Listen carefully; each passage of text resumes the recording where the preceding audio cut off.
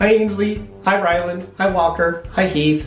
This is an orchid and it belongs to your Auntie Rose, and we are hoping that in the next few months it's going to give us a beautiful flower.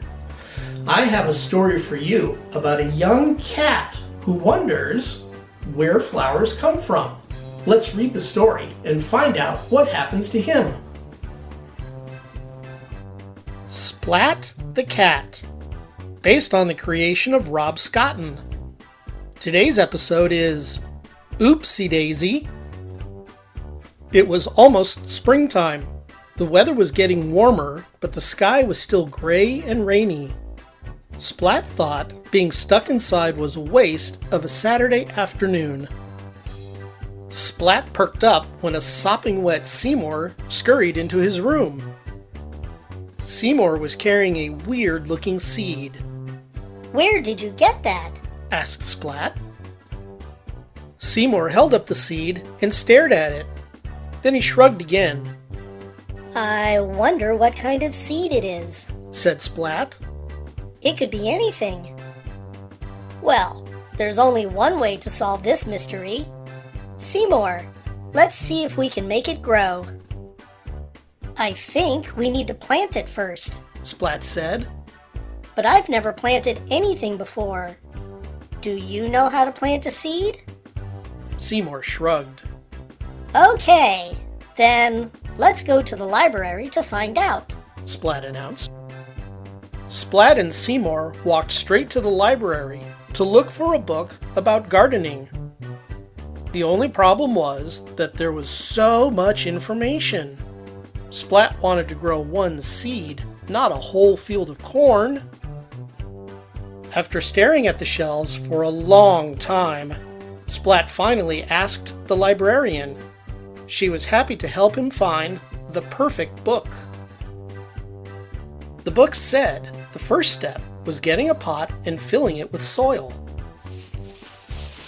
Not all the soil landed in the pot. Uh-oh, that's a miss. Next, Splat planted the seed in the dirt. He set the flower pot on a sunny windowsill. Then he watered the soil. Not all of the water went into the pot. Uh-oh, that's a miss. Splat checked the flower pot every day. He hoped and hoped for any sign of a sprout. He wondered what kind of plant it would be. Maybe the seed would grow into a wild garden of roses. Or maybe the seed would grow into a tree as tall as the sky. Splat couldn't wait to see what grew. He sang to the seed. "Oh, the very brave prince, he was a brave prince." Read to it. "Mother made some pancakes for Billy, but the dragon ate them all." And told it stories. "So then I went down to breakfast, and I was having Chucky eggs and soldiers, and Seymour was having yogurt." For 2 whole weeks, Splat waited and waited for the seed to do something.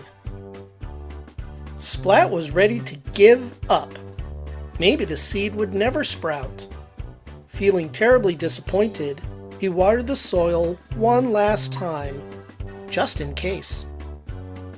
The dirt in the pot shifted a little when Splat added water.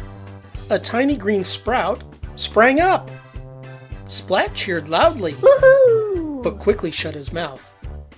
He didn't want to scare the little plant back into the soil. During the next week, the sprout grew a few straggly leaves.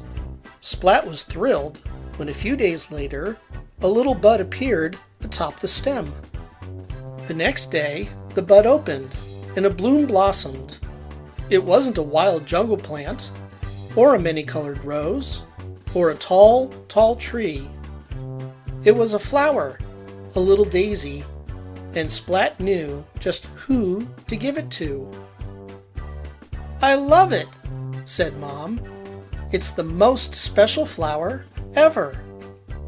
Splat smiled as he hugged his mother. "I grew it myself," Splat said. "with a little help from Seymour." And that's the end of our story.